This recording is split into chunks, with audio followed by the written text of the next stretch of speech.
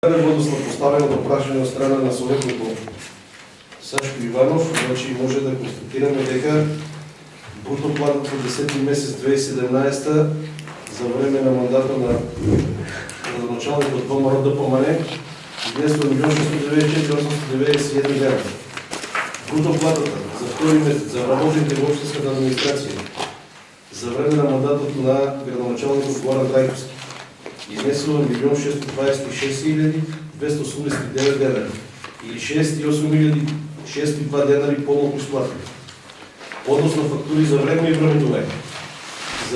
За време на мандатот на градоначалникот од ВМРО ДПМН времето вработување, односно износот на фактурите изнесуваат 398.303 денари. За време на мандатот за втори месец на градоначалник Горан Трајковски износот на време и вработување е 258.748 денари или разлика од 139.555 денари помалку.